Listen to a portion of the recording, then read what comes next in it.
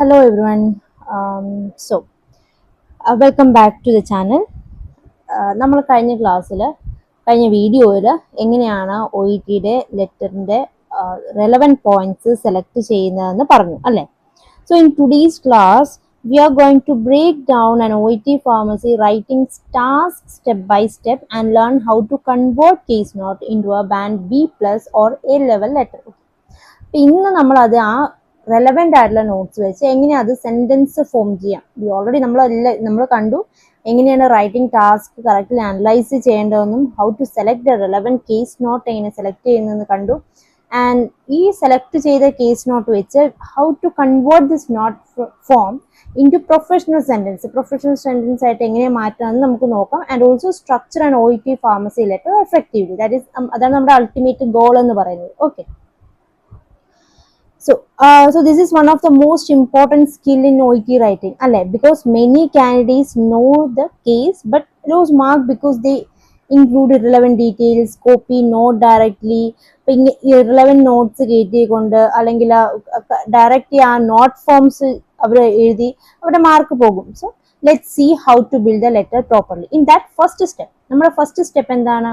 Already കണ്ടു, നമ്മൾ identify the reader and purpose. റീഡറിനെ ഐഡന്റിഫൈ ചെയ്യുക. ഇവിടെ റീഡർ എന്ന് പറയുന്നത് ആരാ? പേഷ്യന്റിന്റെ ഡോക്ടർ ആണ്. And what is a purpose? Why am I writing? എന്തിനാണ് നമ്മൾ ആ ലെറ്റർ എഴുതുന്നത്? To explain the medication regime after discharge അല്ലേ. അപ്പൊ നമ്മൾ ആദ്യം റൈറ്റർ ആരാന്ന് ഐഡന്റിഫൈ ചെയ്യുക. ആൻഡ് അതിന്റെ റൈറ്റർക്ക് എന്തിനാണ് ഈ ലെറ്റർ എഴുതുന്നത്, അതാണ് പർപ്പസ്, അതും ഐഡന്റിഫൈ ചെയ്യുക. ഓക്കെ, എന്തുകൊണ്ടാണ് writer matters? Why reader writer അല്ല, റീഡർ. എന്തുകൊണ്ടാണ് റീഡറിന് നമ്മൾ അറിയേണ്ടത്? ബിക്കോസ് റീഡർ ഒരു പ്രൊഫഷണൽ ആണോ അല്ലെങ്കിൽ ഒരു സാധാരണ ലേ പേഴ്സൺ ആണോ എന്നറിയണം. ബിക്കോസ് ലേ പേഴ്സണ് സിമ്പിൾ ആയിട്ടുള്ള ലാംഗ്വേജ് മാത്രമേ നമുക്ക് യൂസ് ചെയ്യാൻ പറ്റത്തുള്ളൂ. അതും ക്ലിയർ എക്സ്പ്ലനേഷൻസ് വേണം. നമുക്ക് അൺനെസസറി ആയിട്ടുള്ള മെഡിക്കൽ ടേംസ് ഒന്നും യൂസ് ചെയ്യാൻ പറ്റത്തില്ല. അതുകൊണ്ടാണ് നമ്മൾ ഇതൊക്കെ അവോയ്ഡ് ചെയ്യുന്നത്. Okay, then step 2, select relevant notes. Okay, നമ്മളതിൽ റെലവൻറ്റ് നോട്ട്സ് കണ്ടു. ദാറ്റ് മീൻസ് ഡിസ്ചാർജ് മെഡിക്കേഷൻസ്, അതിൻ്റെ dose frequency, purpose of medication, important side effect എന്തൊക്കെയാണ് ഓരോ മെഡിസിൻ്റെയും, അവരുടെ വാർണിംഗ് സൈൻസ് എന്താണ്, അത് നമ്മൾ കണ്ടു അല്ലേ. ദെൻ ഇനി കാണേണ്ട എന്താണ്? ഇറലവൻ്റ് ആയിട്ടുള്ള നോട്ട്സ് അതിൻ്റെ അകത്ത് എന്താണ്? ഇപ്പൊ നമ്മൾ ആ കേസ് നോട്ടിൽ നിങ്ങൾക്ക് ഞാൻ റെലവൻറ്റ് കേസ് നോട്ട് ഡീറ്റെയിൽഡ് ആയിട്ട് കഴിഞ്ഞ ക്ലാസ്സിൽ ആ വീഡിയോയിൽ മെൻഷൻ ചെയ്തിട്ടുണ്ടായിരുന്നു.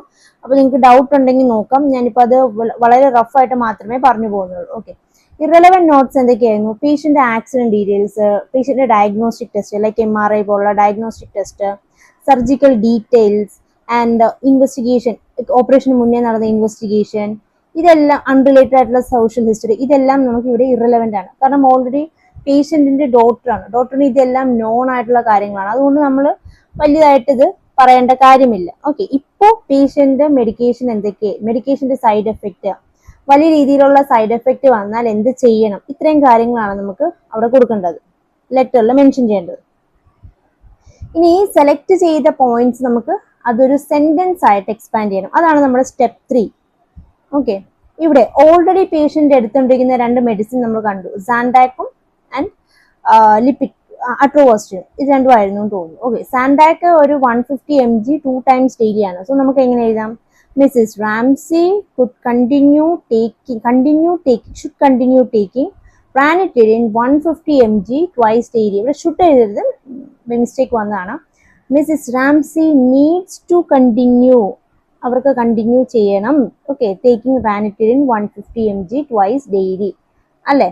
എന്തിനു വേണ്ടിയാണ് റാനിറ്റിഡിൻ കണ്ടിന്യൂ ചെയ്യേണ്ടത്?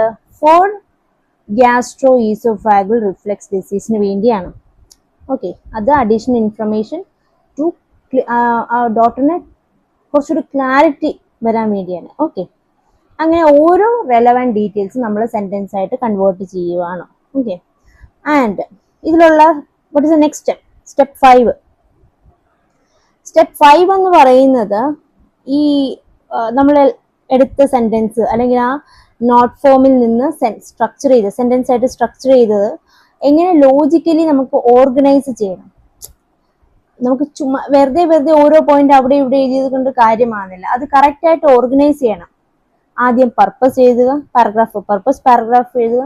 ദെൻ എന്ത് മെഡിസിൻ ആണോ പേഷ്യന്റ് ഓൾറെഡി എടുത്തുകൊണ്ടിരിക്കുന്നത് അതിനെക്കുറിച്ച് ആദ്യം പറയുക. ഇനി പുതിയതായിട്ട് എന്ത് മെഡിസിൻ ആണ് പേഷ്യന്റിന് ഡോക്ടർ പ്രിസ്ക്രൈബ് ചെയ്തത്, അതായത് ഡിസ്ചാർജിന്റെ ടൈമിൽ ഡോക്ടർ പ്രിസ്ക്രൈബ് ചെയ്ത് അത് മെൻഷൻ ചെയ്യുക തേർഡ് പാരഗ്രാഫിൽ. ആൻഡ് നെക്സ്റ്റ് ഓരോ മെഡിസിന്റെയും സൈഡ് എഫക്റ്റും എന്ത് പ്രിക്കോഷനും ആണ് എടുക്കേണ്ടത്. ഈ സൈഡ് എഫക്റ്റ് ഹൈ ആയാൽ എന്ത് മെഡിക്കൽ അഡ്വൈസ് ആണ് സ്വീകരിക്കേണ്ടത്, അത് അവസാനം ക്ലോസ് ചെയ്യുന്ന രീതിയിൽ എഴുതുക. അപ്പൊ ഇവിടെ ഇമ്പോർട്ടന്റ് ആയിട്ടുള്ള കുറച്ച് സൈഡ് എഫക്റ്റ് നമുക്ക് മതിയാവും. എല്ലാ സൈഡ് എഫക്റ്റും നമുക്ക് ഇവിടെ വലിച്ചു വാരി എഴുതേണ്ട കാര്യമില്ല. കോമൺ സൈഡ് എഫക്റ്റ്, വളരെ ശ്രദ്ധിക്കേണ്ട സൈഡ് എഫക്റ്റ് എന്തൊക്കെയാണ് നമുക്കറിയാം. ഡാൽറ്റപെറിന്റെ സൈഡ് എഫക്റ്റ് ആണ് ബ്രൂയിസിങ് ആൻഡ് ബ്ലീഡിങ്. പനഡൈൻ ഫോർട്ടിന്റെ കോൺസ്റ്റിപ്പേഷൻ, ഡ്രൗസിനെസ്.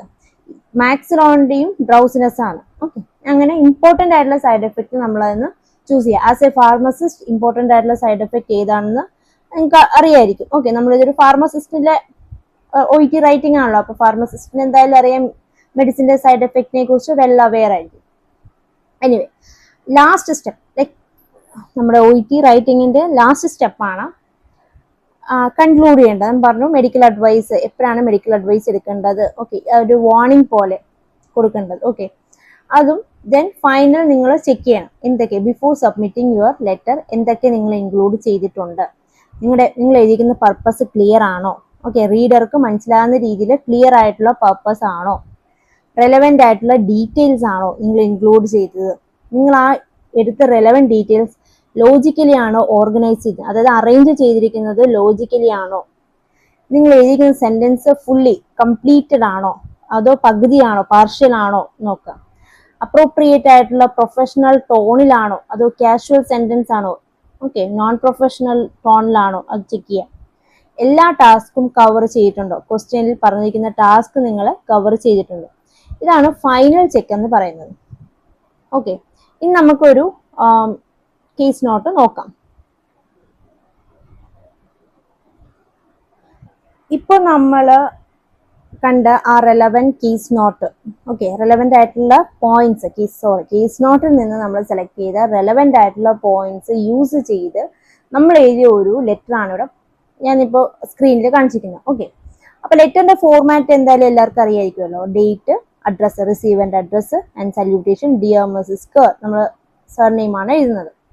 ആൻഡ് റെഫറൽ എഴുതുമ്പോൾ Mrs Alice Ramsey, full name തന്നെ എഴുതുക, ഡേറ്റ് ഓഫ് ബർത്ത് എഴുതുക. ഇപ്പൊ ഇത് ഡോട്ടറിനാണ് എഴുതുന്നത്, അതായത് പേഷ്യന്റ് ഓൺ ഡോട്ടറിന് എഴുതുന്നതുകൊണ്ട് തന്നെ നമുക്ക് റെഫറലിന്റെ ആവശ്യമില്ല. ഓക്കെ, ഇത് സെമി റെലവെന്റ് ആണ്. പക്ഷെ ഇനി വേറെ ആർക്കെങ്കിലും ആണ് എഴുതുന്നതെങ്കിൽ ഇത് ആവശ്യമാണ് കേട്ടോ. സോ എന്താണ് നമ്മുടെ പേർപ്പസ് പാരഗ്രാഫിൽ ഇവിടെ കാണാം. I am writing to provide you with information regarding your mother's medication regimen following her discharge from Newton Hospital today after treatment for a fractured femur. അതായത് ഫ്രാക്ചർഡ് ഫീമർ ആയിട്ട് വന്ന നിങ്ങളുടെ അമ്മയുടെ, അത് ന്യൂട്ടൺ ഹോസ്പിറ്റലിൽ നിന്ന് ഡിസ്ചാർജ് ആയിരിക്കുകയാണ്. അതിൽ ഫ്രാക്ചർഡ് ഫീമറിനാണ് ട്രീറ്റ്മെന്റ് എടുത്തോണ്ടിരുന്നത്. അപ്പൊ ഈ ലെറ്റർ നമ്മൾ എന്തിനാ എഴുതുന്നത്, ഡിസ്ചാർജിന് ശേഷമുള്ള മദറിന്റെ മെഡിക്കേഷൻ റെജീമിനെ കുറിച്ച് അറിയിക്കാൻ, ഇൻഫോം ചെയ്യാൻ വേണ്ടിയാണ് ഈ ലെറ്റർ എഴുതുന്നത്. ചുരുക്കത്തിൽ നമ്മുടെ പേർപ്പസ് നമ്മൾ ആ ഇൻട്രൊഡക്ഷനിൽ ഇൻക്ലൂഡ് ചെയ്തിട്ടുണ്ട്. പേർപ്പസും പേഷ്യന്റെ കണ്ടീഷൻ എന്തായിരുന്നെന്നും ഇൻക്ലൂഡ് ചെയ്തിട്ടുണ്ട്. പിന്നെ വേറൊരു കാര്യം എന്ന് പറയുമ്പോഴത്തേക്കും നിങ്ങൾക്ക് ഇനി ഹോസ്പിറ്റലിന്റെ പേര് എഴുതണമെന്ന് നിർബന്ധമില്ല. Okay, that is semi relevant ആണ്. It's if you want you can, otherwise no need to write. Okay, and അതാണ് ഇൻട്രൊഡക്ഷൻ പാരഗ്രാഫ്. സെക്കൻഡ്, അടുത്ത പാരഗ്രാഫ് എന്ന് പറയുന്നത് Mrs Ramsey need to continue taking her regular medication. അപ്പൊ patient already ഏതൊക്കെ medicine ആണ് എടുത്തിട്ടിരുന്നത് അതിനെക്കുറിച്ച് നമുക്ക് ആദ്യം സംസാരിക്കാം.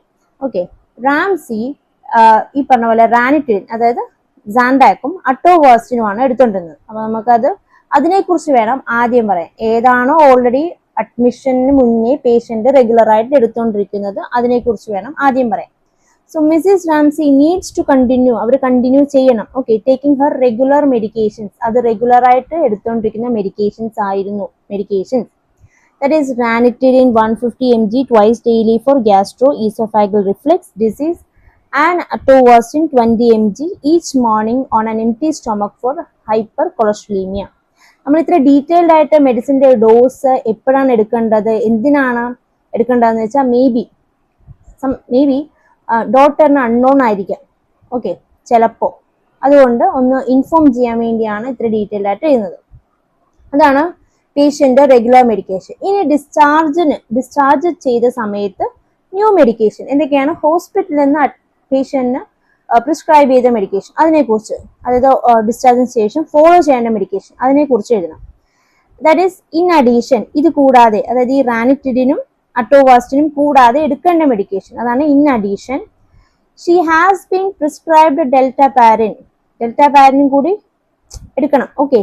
I mean 2500 international unit by subcutaneous injection daily until she is fully mobile. That means ഈ ഫ്രാക്ചർ ആണ്, ഫീമറിലാണ് ഫ്രാക്ചർ, അപ്പം ഇമ്മൊബിലൈസ് ആയിരിക്കും അല്ലേ. അപ്പം അവരുടെ മൊബിലിറ്റി റിക്കവർ ആകുന്നവരെയും അവർക്ക് ഇഞ്ചക്ഷൻ എടുക്കണം. അതുകൊണ്ടാണ് അത് നമ്മൾ സ്പെസിഫിക് ആയിട്ട് അവിടെ എഴുതണം, until she is fully mobile ആകുന്നവരെയും subcutaneously dalteparin 2500 IU dalteparin administration ചെയ്യണം, okay. Then as advice, that means നമ്മൾ കേസ് നോട്ട് വായിച്ചപ്പോൾ നമുക്ക് മനസ്സിലായി ഈ അഡ്മിഷൻ സമയത്ത്, ദാറ്റ് ഹോസ്പിറ്റലായിരുന്ന സമയത്ത് ഈ മിസ്സിസ് റാംസിനെ ഓൾറെഡി ഇതിന്റെ അഡ്മിനിസ്ട്രേഷൻ അവരെ ഇൻസ്ട്രക്ട് ചെയ്തിട്ടുണ്ട്. അതുകൊണ്ടാണ് നമ്മൾ as advised please continue administering this injection as instructed. അതായത് നിങ്ങളോട് ഇൻസ്ട്രക്ട് ചെയ്തതുപോലെ തന്നെ നിങ്ങൾക്ക് ഇത് അഡ്മിനിസ്ട്രേഷൻ ചെയ്യാം. അതായത് നമ്മൾ ഓൾറെഡി പഠിപ്പിച്ച് കൊടുത്തിട്ടുണ്ട്, മനസ്സിലായോ? അത് കൂടുതൽ നമ്മൾ എക്സ്പ്ലെയിൻ ചെയ്ത് എഴുതണ്ട, അതുകൊണ്ടാണ്, ഓക്കെ. ദെൻ ഇതിന്റെ സൈഡ് എഫക്റ്റ്, നമ്മൾ ഒരു മെഡിസിൻ എഴുതി, ആ മെഡിസിന്റെ അഡ്വൈസ് ചെയ്ത രീതി പറഞ്ഞു, ഇനി അതിന്റെ സൈഡ് എഫക്റ്റ് പറയാം. Be aware that dalteparin may cause easy bruising, പെട്ടെന്ന് തന്നെ ബ്രൂയിസിങ് ഉണ്ടാകാം, bleeding, nausea and or vomiting, ഇതൊക്കെ ഉണ്ടാക്കാം. And medical attention should be sought if excessive bleeding occur. Excessive ആയിട്ടുള്ള ഒരു ബ്ലീഡിങ് നിങ്ങൾ കാണുവാണെങ്കിൽ മെഡിക്കൽ അറ്റൻഷൻ എടുക്കണം. അപ്പം നമ്മൾ ആ പാരഗ്രാഫിൽ ഇൻക്ലൂഡ് ചെയ്യിക്കുന്നത് ഒരു സിംഗിൾ മെഡിസിന്റെ എല്ലാ കാര്യവും ആ ഒരു സെയിം പാരഗ്രാഫിൽ ഇൻക്ലൂഡ് ചെയ്യുക, ഓക്കെ. അതായത് ആ മെഡിസിനുമായിട്ട് കണക്ട് ചെയ്ത് 1 or 2 മോർ ദാൻ 2 പോയിന്റ്സ് ഉണ്ടെങ്കിൽ അതൊരു പാരഗ്രാഫായിട്ട് എഴുതുക. നമ്മൾ ഒത്തിരി കൂട്ടിക്കുഴച്ച് എഴുതാൻ ഒരിക്കലും ശ്രമിക്കരുത്, ഓക്കെ. അല്ലാതെ ഒരു പോയിന്റ് അവിടെ എഴുതി, ഒരു പോയിന്റ് അടുത്ത പാരഗ്രാഫിൽ എഴുതി, അങ്ങനെ വരുമ്പോഴത്തേക്കും വായിക്കുന്ന റീഡർക്ക് അത് കൺഫ്യൂഷൻ ആകും, നിങ്ങളുടെ മാർക്കും പോകും. അപ്പം ഏതെങ്കിലും ഒരു പോയിന്റ്, ഇപ്പൊ ഈ ആ ഒരു മെഡിസിനെ റിലേറ്റ് ചെയ്ത് ഉള്ള പോയിന്റ്സ് ആണെങ്കിൽ ടുഗെദർ അത് എഴുതാൻ ശ്രമിക്കുക, ഓക്കെ. അടുത്ത പാരഗ്രാഫ് നോക്കൂ, ഫോർ പെയിൻ റിലീഫ്. അപ്പൊ നമ്മൾ ഓൾറെഡി ഒരു മെഡിസിൻ കഴിഞ്ഞു, അടുത്ത മെഡിസിൻ ആണ് Panadeine forte. So for pain relief she may take Panadine Forte 500 mg every 4 hours as required. വേണമെങ്കിൽ പെയിനിന് വേണ്ടി പാനഡിൻ ഫോർട്ട് യൂസ് ചെയ്യാം, അതാണ് ആസ് റിക്വയർഡ്, വേണമെങ്കിൽ, okay. As this medication may cause constipation, ഈ മെഡിക്കേഷൻ എന്തിന് കാരണമാക്കും, constipation, stomach pain, nausea, vomiting or drowsiness. Common ആയിട്ടുള്ള side effect എഴുതി. She has also been prescribe Durolax 10 mg at night to prevent constipation. So Panadeine ഫോർട്ടിന്റെ one of the side effect ആണ് constipation. ഈ കോൺസ്റ്റിപ്പേഷനെ prevent ചെയ്യാൻ വേണ്ടിയാണ് extra doctor പേഷ്യന്റിന് Durolax 10 mg prescribe ചെയ്യുന്നത്. അതുകൊണ്ട് തന്നെ അതും നമ്മൾ കണക്ട് ചെയ്ത് എഴുതി, ഓക്കെ. ആൻഡ് ഇതിന്റെ കൂടെ തന്നെ വേണമെങ്കിൽ നിങ്ങൾക്ക് കണ്ടിന്യൂവേഷൻ ആയിട്ട് പാരഗ്രാഫ് എഴുതാം അടുത്തത്, അല്ലെങ്കിൽ വേറൊരു പാരഗ്രാഫ് ആയിട്ട് എഴുതാം, ഓക്കെ. കറക്റ്റ് ആയിട്ടൊരു ലേ ഔട്ട് മെയിൻറ്റെയിൻ ചെയ്യുന്നതിന് വേണ്ടിയാണ് നെക്സ്റ്റ് പാരഗ്രാഫ് ആയിട്ട് എഴുതിയത്. Next, if nausea occur while taking Panadine Forte, that means അതെന്താ അങ്ങനെ ഇരിക്കുന്നത്, കാരണം പാനഡിൻ ഫോർട്ടിന്റെ ഒരു സൈഡ് എഫക്റ്റ് ആണ് നോസിയ. അപ്പൊ നോസിയ ഒക്കർ ചെയ്യുന്നുണ്ട് പാനഡിൻ ഫോർട്ട് എടുത്തപ്പോൾ. സോ അങ്ങനെയാണെങ്കിൽ എന്തെടുക്കാം, മാക്സലോൺ 10 mg. അതുകൊണ്ടാണ് നമ്മൾ ഇങ്ങനെ എഴുതിയത്, okay. If nausea occur while taking Panadine Forte, Maxolon 10 mg may be taken up to 3 times daily as required. ഇതെല്ലാം as required ആണ്, വേണമെങ്കിൽ കഴിക്കാം, അങ്ങനെയാണ്, okay. So this medicine may occasionally cause drowsiness or other central nervous system effect. അപ്പൊ അതിന്റെ side effect നമ്മൾ cover ചെയ്തു. And last, ഇതിന്റെ എപ്പോഴാണ് സൈഡ് എഫക്റ്റ് സീരിയസ് ആകുന്നത്, അല്ലെങ്കിൽ എപ്പോഴാണ് മെഡിക്കൽ അഡ്വൈസ് സീക്ക് ചെയ്യേണ്ടത്, അത് എഴുതിയാണ് ക്ലോസ് ചെയ്യേണ്ടത്. അതാണ് ഇവിടെ ഇരിക്കുന്നത്. Please seek medical advice if your mother experienced severe adverse effect or if you have concern regarding her medications. ഇനി ഈ മെഡിസിനെ കുറിച്ച് എന്തെങ്കിലും കൺസേൺ ഉണ്ടെങ്കിലോ അല്ലെങ്കിൽ എന്തെങ്കിലും സൈഡ് എഫക്റ്റ് സിവിയർ ആവുകയാണെങ്കിലോ ഡോക്ടറിന്റെ മെഡിക്കൽ അഡ്വൈസ് സീക്ക് ചെയ്യാം എന്ന് പറഞ്ഞാണ് ക്ലോസ് ചെയ്യണം. ദെൻ അത് കഴിഞ്ഞ് സാധാരണ നിങ്ങളുടെ ലെറ്റർ ക്ലോസ് ചെയ്യുന്ന പോലെ please do not hesitate to contact me for further queries your sincerely പറഞ്ഞ് നിങ്ങൾക്ക് സാധാരണ ലെറ്റർ ക്ലോസ് ചെയ്യുന്ന പോലെ ക്ലോസ് ചെയ്യാം. ഇങ്ങനെയാണ് നമ്മൾ സെലക്ട് ചെയ്ത റെലവൻറ്റ് നോട്ട്സ് സെന്റൻസ് ആയിട്ട് സ്ട്രക്ചർ ചെയ്തു, ആ സെന്റൻസ് ലോജിക്കലി ഓർഗനൈസ് ചെയ്ത് ലെറ്റർ ആയിട്ട് എഴുതുന്നത്. Okay, I hope you understood very clearly. കുറച്ച് ക്ലിയർ ആയിട്ടാണ് തന്നെയാണ് ഞാൻ പറഞ്ഞത്. നിങ്ങൾക്ക് ഇനി എന്തെങ്കിലും ഡൗട്ട് ഉണ്ടെങ്കിൽ വീഡിയോ റിപ്പീറ്റ് ചെയ്ത് കാണുക. ഓക്കെ, എന്നിട്ടും ഡൗട്ട് തീർന്നില്ലെങ്കിൽ ഈ വീഡിയോയ്ക്ക് കമൻറ്റ് ചെയ്യുക. ഞാൻ മാക്സിമം അത് എക്സ്പ്ലെയിൻ ചെയ്യാൻ ട്രൈ ചെയ്യാം നെക്സ്റ്റ് വീഡിയോ.